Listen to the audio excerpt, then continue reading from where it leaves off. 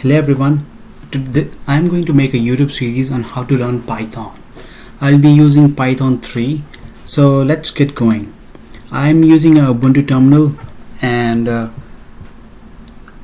there are two versions of Python. There's Python 2 and in Python 2 there's Python 2.7.x. I started with Python 2.7.7 and gradually I shifted over to Python 3. Now there are like small differences between these two versions. So for example, right now when I type Python in my terminal, it goes into the Python terminal, and then I can have, like any language, I can write a is equal to 3, and then what is the value of a? That is 3. I can say a plus 3, it will give me 6, and so on and so forth. We'll be looking at more of this later, but this is not the very intuitive way to do this. I mean, again, if I have to do Python 3, it's the same way. Python 3.5 by 2, a is equal to 3, a plus 3 is equal to 6, same thing. If you are using a Windows, you can use Python idle to write code, but when you work with on Linux, it's not exactly like that. So moving forward, what I'll be doing is first you have to install something called pip. It's called Python installation package, and what that does is basically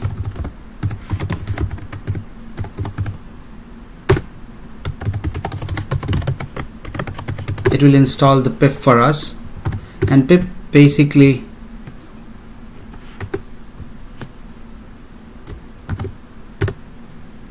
it will install that Python installation package, which we can use to install the modules.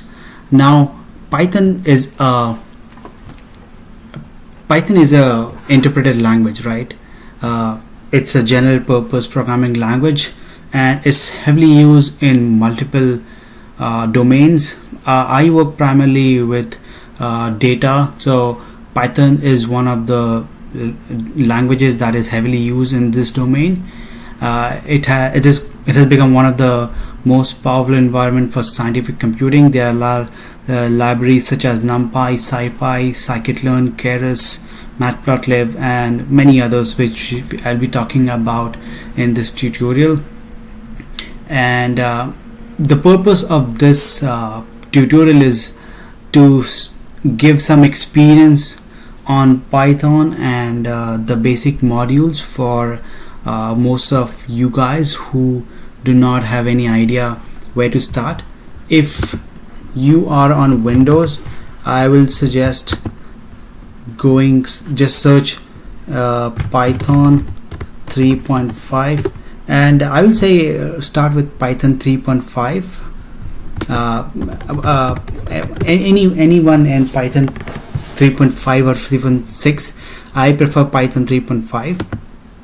Now if you are on Windows, just go there, and if you want to download, let's say Python 3.5.4, just click there, and then you will see the executable files. I will suggest you download the 64-bit version, executable version, this one, and once you do that, it will install the Python for you. Now since I'm on Ubuntu, I don't have to do that. It comes pre-installed for me. Now my pip is installed, so for installing any package in Python, we say pip 3 install, and I'll be installing packages called Jupyter and Notebook. I will explain what that means a little later when I show why I'm using that. As you saw that when I was running on the terminal, it was not so intuitive, and I have to write like line by line. If you come from a platform such as R and have used like RStudio, then what I'm doing we're going to do will sound very intuitive. So I will be starting something called a Jupyter Notebook. It's basically it's basically like this. It's a notebook, and let's create a folder. This folder, let's name it Python tutorials. Let's go inside that folder, and you see this is Python 3 kernel. So in this tutorial, basically I'll be covering the basic Python structures. Now this is if you need to write a special comment, then you need to do as a markdown, covered in this course will be basic Python data types, functions, and intuition of classes. I will also try to cover NumPy and operation on arrays, and then basically give a brief of machine learning and deep learning, and if something else comes to my mind, I'll try to do that. So let's start with the basic. As I said,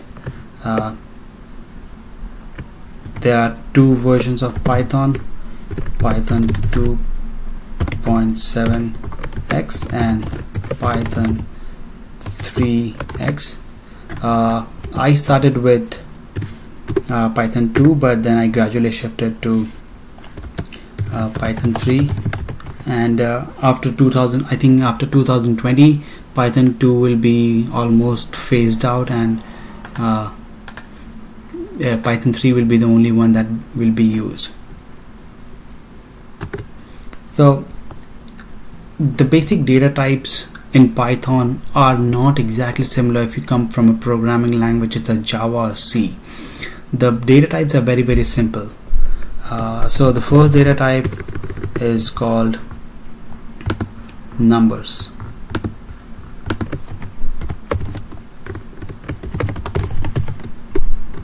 And this can be decimal, it can be an integer or whatever. So let's say this x. Now x is a variable in Python. You might notice that coming from language Java or C or maybe even Scala, I don't have to instantiate this as a particular type. I'll just say x is equal to 3 and that's it. I don't have to do anything else. And if I have to see a value what stored in x, I just simply put x, and then what I'm doing here is I'm pressing shift and enter, and as you can see it's giving me an output. The input was this and the output was this. I can also say print x. Now if I just say print x, this will work fine in Python 2, but when it comes to Python 3 you need to give the parenthesis, the bracket, and only then it will work, otherwise it won't work. What I can also do is I can find what is the type of this, and it will say int, which is what we started with. Then I can say y is equal to 3.0, and then I'll say what type of y, and this should be a float. So this is very intuitive, right? I can say print x plus 1. This is the addition, so I can add in. I can say print x minus 1, and this is subtraction.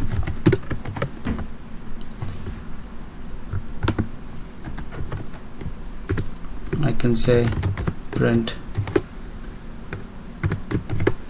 x into 2. This is multiplication, and I can do whatever we can do with numbers in mathematics. It's pretty much the same operation. And if I have to power x by 2, this is exponential, and this puts everything that we had. Now what will happen if I do the same operations for y? So I'll just copy paste the whole thing and just replace x by y, and I can get the same thing, right? And you will notice that when we did the operation on integer with an integer, it remained the same, but when I did the operation with a float and an integer, it became a float. And we can see that if we just do x plus y as well. So now instead of 3 plus 3 is equal to 6, it's gives 6.0, which is a float value. Then there's something called booleans.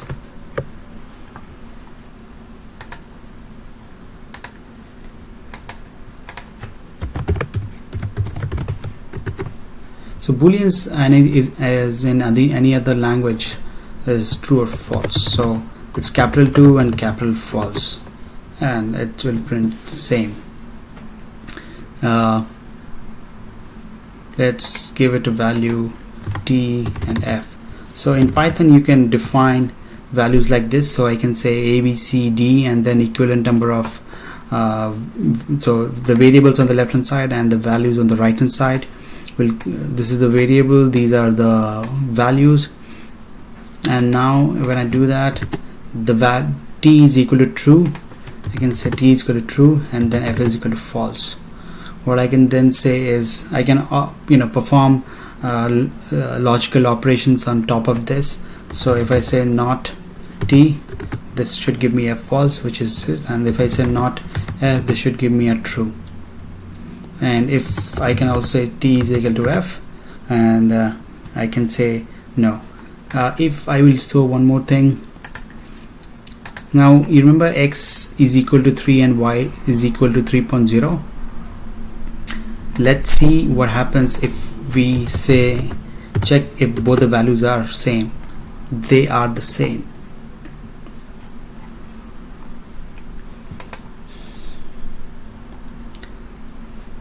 The next is called strings. So I mean, again, I don't have to do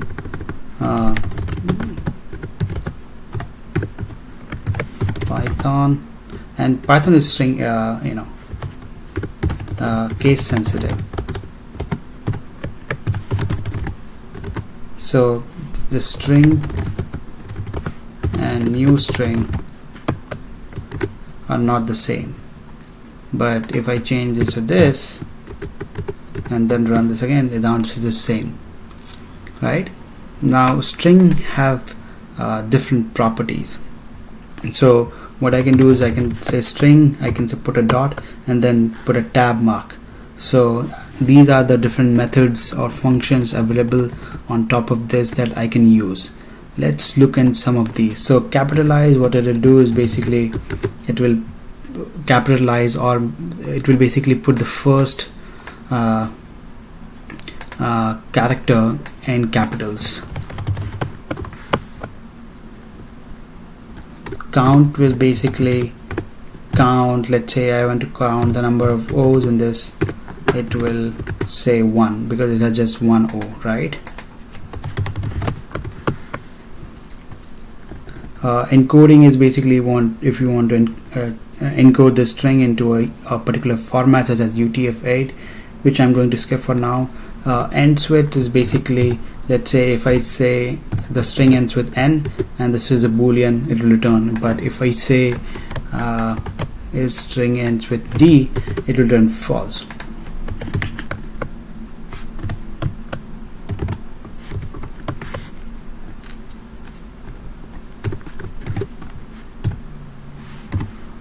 Now if I do a find, it will give me the index of that particular character. So y, so if Python start with 0, 1, 2, 3 and so on and so forth.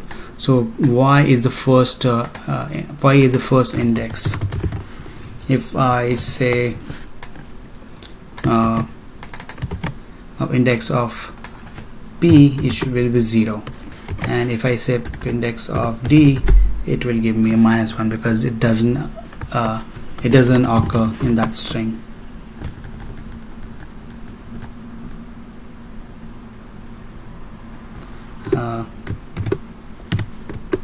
If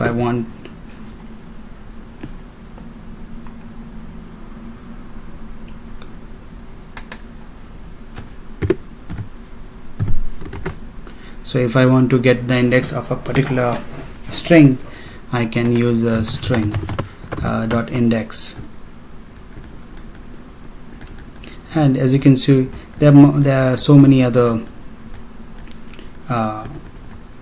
functions. Like for example, lower will convert everything to lowercase,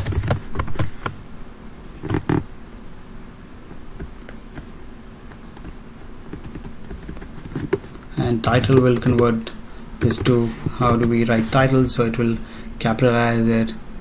So string functions Python. What we can do is we can go to this page. I will link it here. This is a page on python.org that lists out all the methods.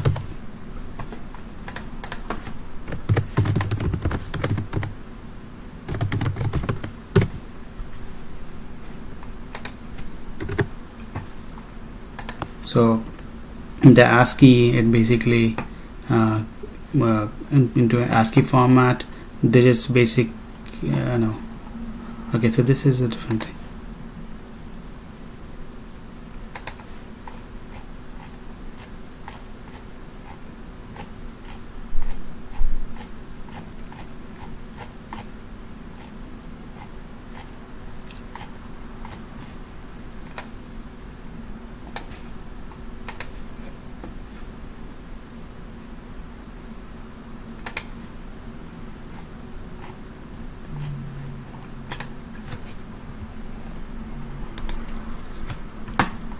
What I can do is, if the first string is h1 is hello, so this is the hello, and then h2 is world. What I can do is h1 plus h2, so I can just simply add the strings. What I can also do is I can add a space in between, so that looks cool. So this is pretty simple. So this is the string concat operation. What happens if I do, you remember what was in x? So x contained 3 and h1 contains hello. What happens if we do h1 plus x? It will give an error because it cannot convert the integer and add it to a string. To do that, what I need to do is I need to make it a string, and now, as we had thought about, it will do that.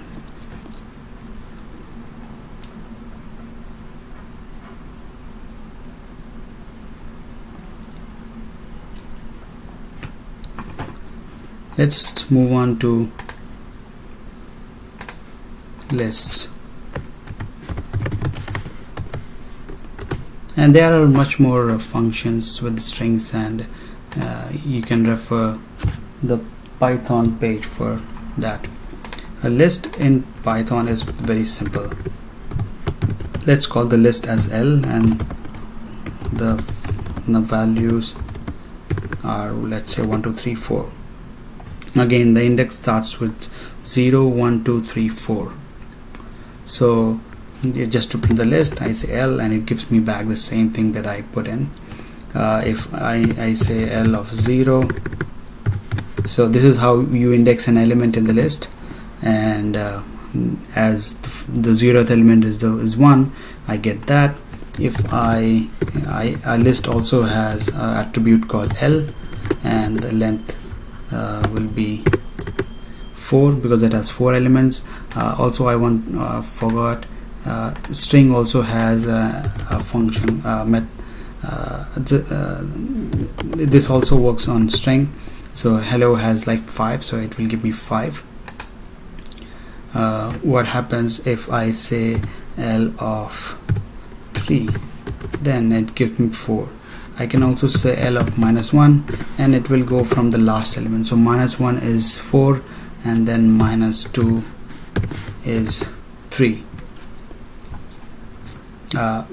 I can also say L of 5 is equal to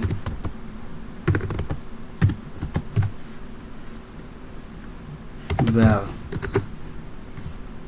So it cannot do that because it only has 4 elements. So what we need to do is we can either append an element.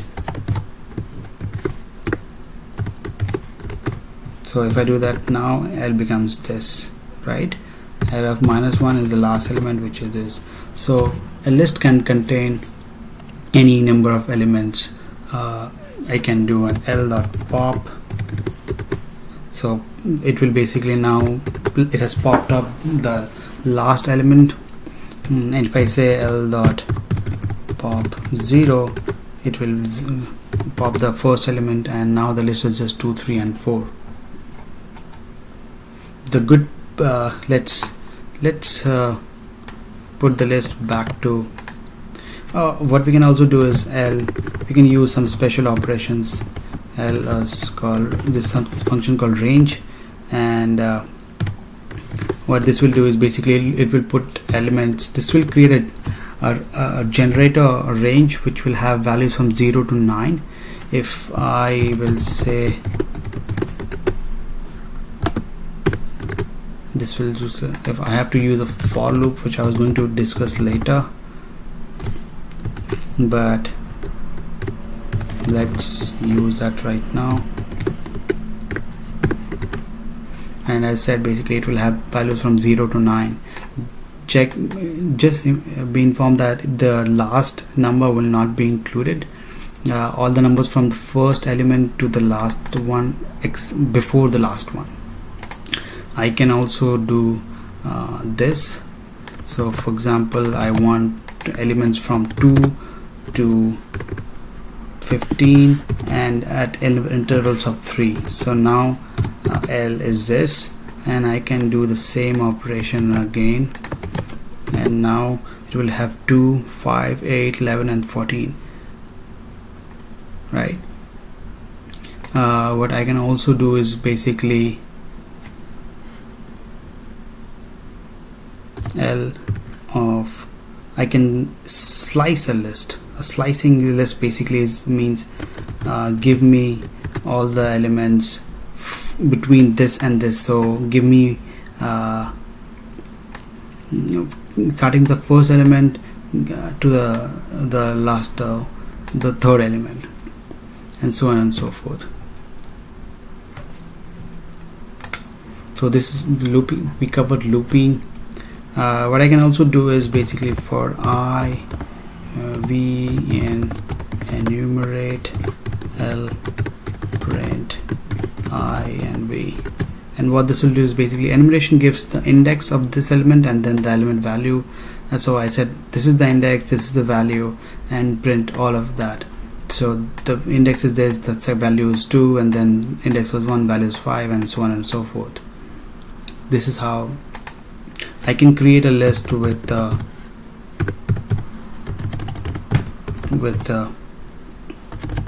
strings as well.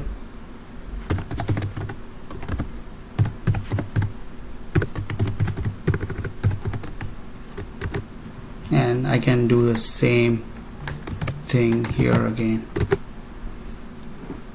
So keep in mind that this list is ordered, so I cannot change the order without writing code. Even if it like print like 100 times, it will give me the same results. Now in addition to list this and let's say if lists are mutable. So what I mean to say is I can say L is equal to L of 0 is equal to, let's say, what is L of 0? It's green. I can say L of 0 to be, let's say, black, and now my list is black, red, blue and purple. So what I did is just replace the first element. Now you remember what h1 was? H1 was hello, and if I say h1 of 0, it is H, capital H, right? H1 of 1, it's hello. What happens if I do the same operation on a list? So let's say I call the first element to be H, and it gives me an error because strings do not support item assignment.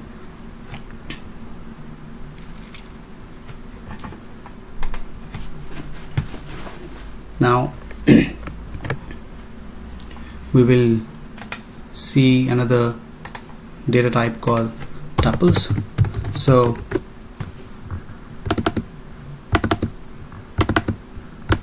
tuples are exactly the same as list, but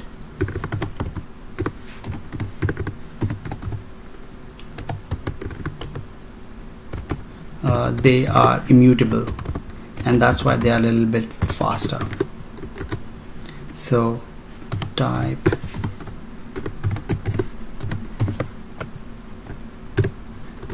so this is a tuple, and I can do the same operation. I can do the 0th index, but what happens if I try to replace the 0 index with, let's say, 5?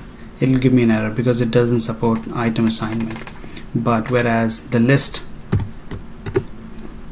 did, right? There's something called list comprehension. So let's say I declare a new list called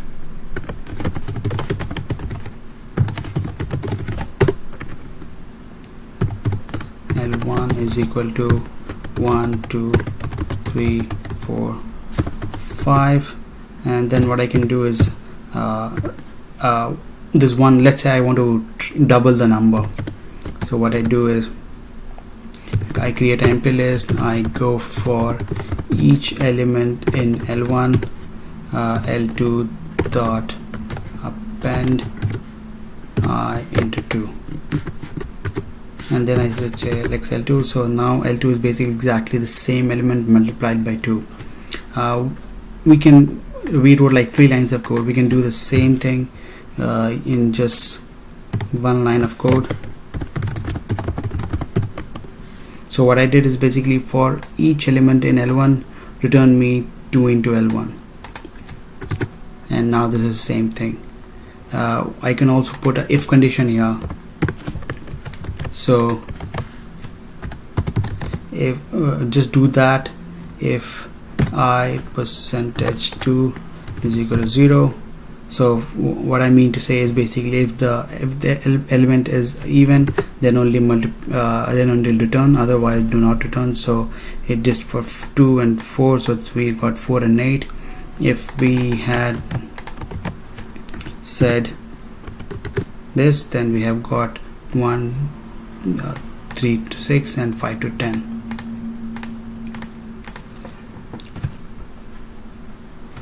We can also square the elements. So I have to do 2 stars and we get the square of all the elements. Now there are various operations on list. So append, we can do an append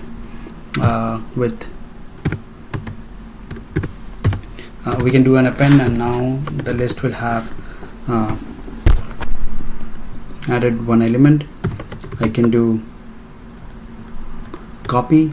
So the copy will basically create a copy of the list, and I can check if the 2 lists are same, and they are.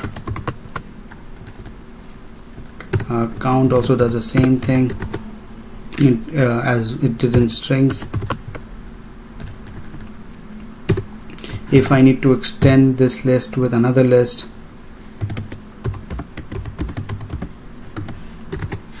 So now the list is a bigger list.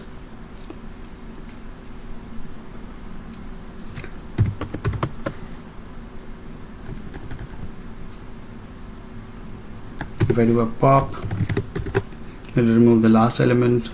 If I need to do a specific removal, I need to give the index, and then it will remove the second element 0, 1, 2. The 3 is removed. Now L1 is this.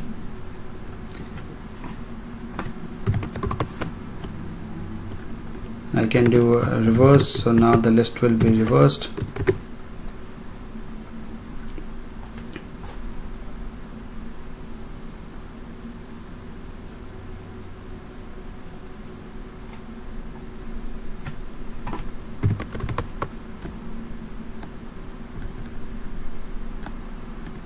I can sort the list, so now the list is sorted in ascending order. What happens if I need to sort that in descending order? So what I generally do is this. So this is basically give me in descending order, and then I use this. Whoa. Okay, I got.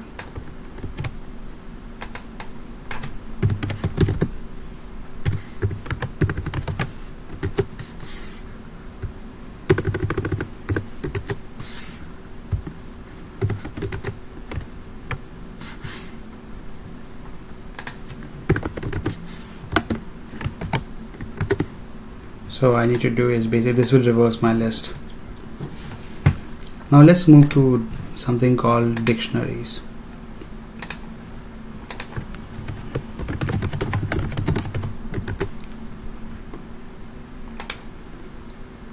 So dictionary is basically, it's a key value element. So 1 is equal to 1, 2 is equal to 2, 3 is equal to 3, and it can be the keys and values can be anything. They can be, this can be an integer or a string. So how to access a value? So I'll say I access by the key. So the 1, 2 and 3 is called keys. So let's make this like this so that it's easier to understand and less confusing.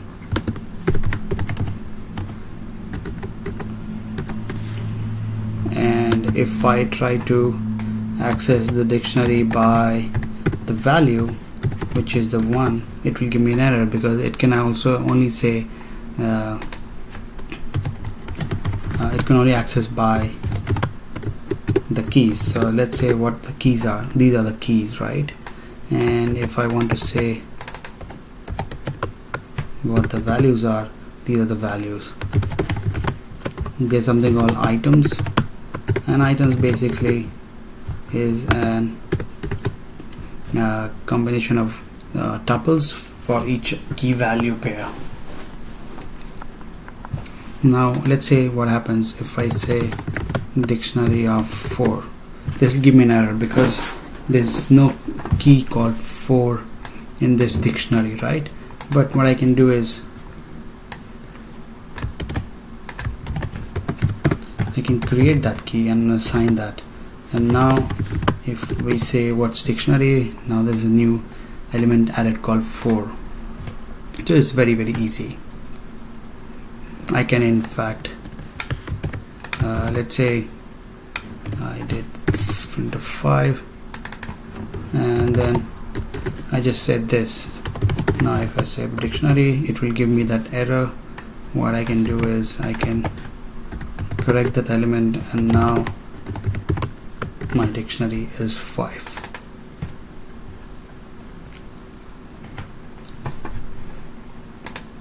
Now remember when we did this, we got an error because it was not here.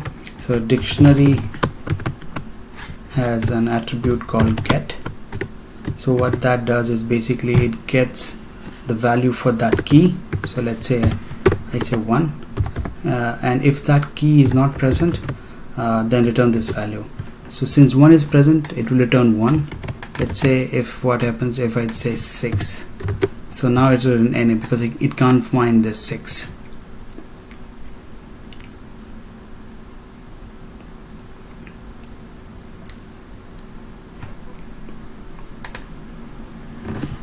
So let's for key value in dictionary dot items print key is key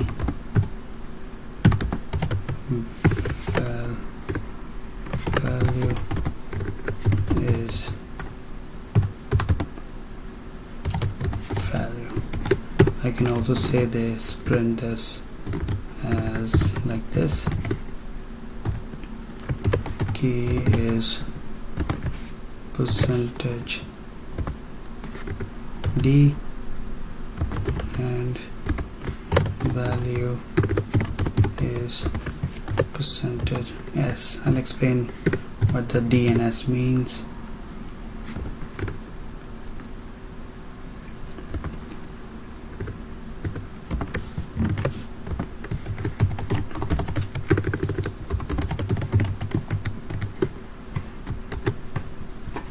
So this is very simple. I just print indicator so that we can see where the line was. So I can either write with comma, so comma is basically a separator and it basically acts like space, or I can say a D stands for digit and percentage S stands for a string, and this percentage sign basically tells, okay, so key is assigned to D and then value is assigned to S. So it's basically the same index or same order, if you will.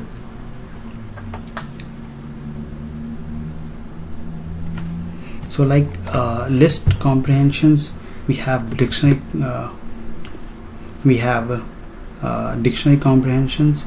So if what if I need to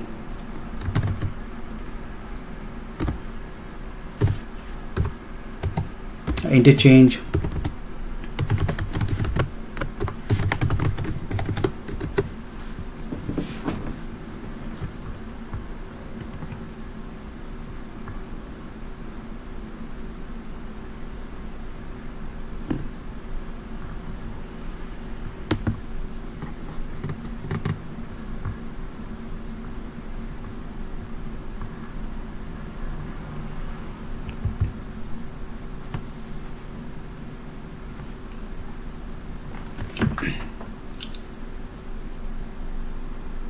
I can also create a list or dictionary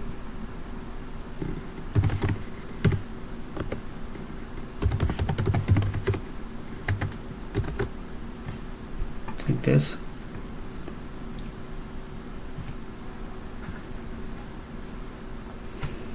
Moving to the next, let's go to something called sets.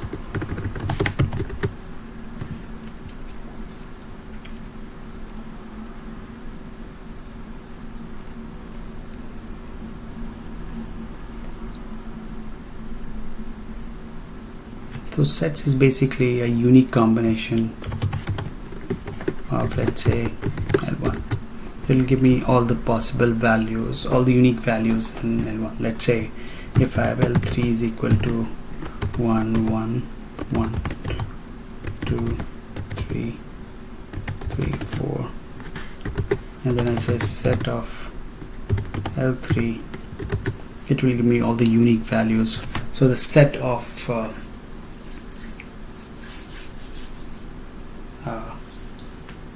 this, now if I say 1 in set of L3, it will give me true because it's can find 1 in that thing.